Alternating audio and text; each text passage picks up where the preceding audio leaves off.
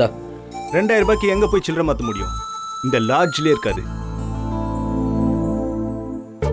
அண்ணா என்கிட்ட இருக்கு, நான் கொடுக்குறேன்.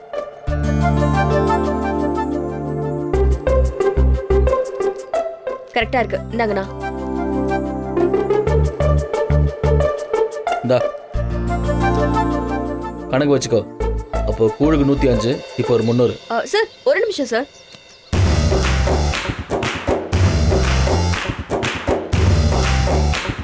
இதுக்கு ஒரு 300, அதுக்கு 105. பண்ணிட்டேன் சார்.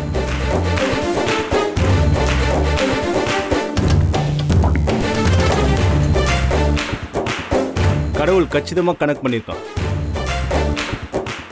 தங்கச்சி, இந்த முதலாளி அடக்க போற தொழிலாளி நீதான். நல்லா இருமா. வட்டா.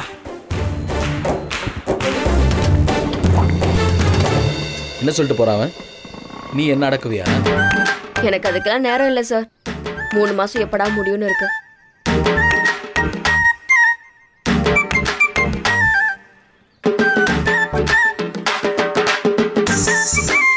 இந்தா இந்த 2000 கையில வச்சுக்கோ. அடுத்தது செலவு வந்தா இதை வச்சு யூஸ் பண்ணிக்கோ. ஐயோப்பா சாமி, ஆளை விடுங்க. 2000 ரூபாய் மொத்தமா கொடுத்து அப்புறம் அதுக்கு ஒரு மாசம் எக்ஸ்ட்ரா இருக்க சொல்றதுக்கா? நான் என்ன செலவு பண்ணணும் அதை மட்டும் கொடுத்தா போதும்.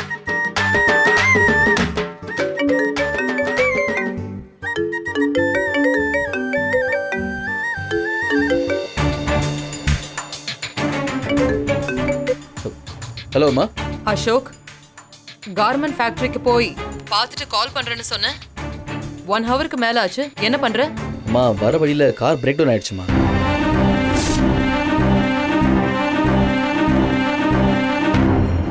பிரேக் டவுனா?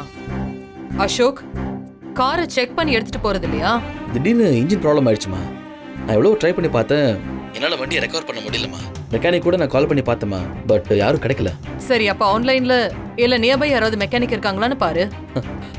ஆன்லைனா? இந்த ஊர்ல சிக்னல் கிடைக்கிறதே பெரிய விஷயமா இருக்கு.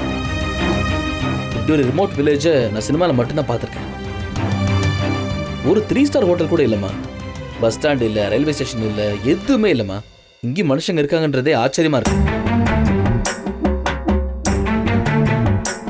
என்னமோ இவர் மட்டும் தான் மனுஷரும் மற்றவங்களும் இல்லாத மாதிரி பேசுறாரு.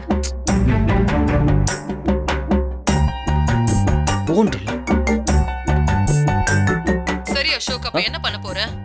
நான் இங்க இருந்து உனக்கு கார் அனுப்புறேன். நீ லொகேஷன் ஷேர் பண்ணு. அந்த கம்பெனியை இன்னொரு நாள் பாத்துக்கலாம். ஏதோ தப்பா இருக்கு.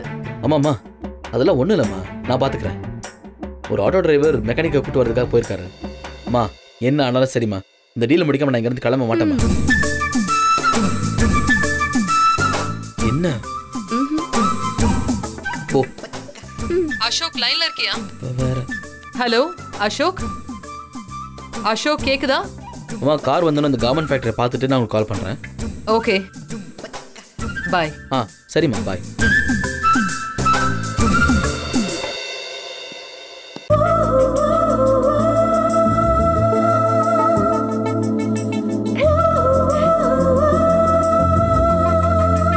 வாவ் ப்ரோ, ஃபோட்டோஸ் எப்படி இருக்கு? அமேசிங் ப்ரோ, ரொம்ப சூப்பரா இருக்கு. யார் ப்ரோ ஃபோட்டோ ஷூட் பண்ணது? நான் தான். எங்களுக்கே டஃப் கொடுப்ப போல இருக்க. பிரமாதமா ஷூட் பண்ணிருக்க ப்ரோ. ஆனந்தி சார், உண்மையாலுமே உங்களுக்கு பெரிய ஃபியூச்சர் இருக்கு. நம்பிக்கையோட வெயிட் பண்ணுங்க, நிறைய வாய்ப்பு வரும். சாவடிப்போம் ப்ரோ. மற்றவங்க வாய்ப்பு தரது இருக்கட்டும், நீ என்ன சொல்ற? ப்ரோ அதை ஃபர்ஸ்டே சொல்லையாண்ணா? Sorry bro. ஆனந்தி அழகுல நானும் மயங்கிட்டேன்.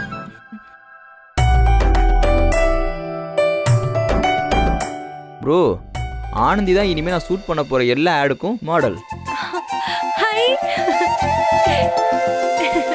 நான் எப்போ வேணாலும் கால் பண்ணுவேன் Anandhi, be ready. Okay sir, thank you so much sir. Thanks எல்லாம் நீங்க வளர்ந்ததுக்கு அப்புறம் கால் சீட் தரும்போது காட்டுங்க. இப்போ வேணாம் ப்ரோ. பொண்ணு பாவம், நீ பார்க்குற ரெகுலர் மாடல்ஸ் மாதிரி இல்லை, ரொம்ப நல்ல பொண்ணு. நான் தப்பா எதுவும் சொல்லலையே ப்ரோ. வளர்ந்தாலும் இதே மரியாதை கொடுத்தா போதுன்னு சொல்றேன். இது தப்பா? தப்பே இல்லை சார், நான் எப்பவும் இதே மரியாதையோட தான் இருப்பேன். குட்.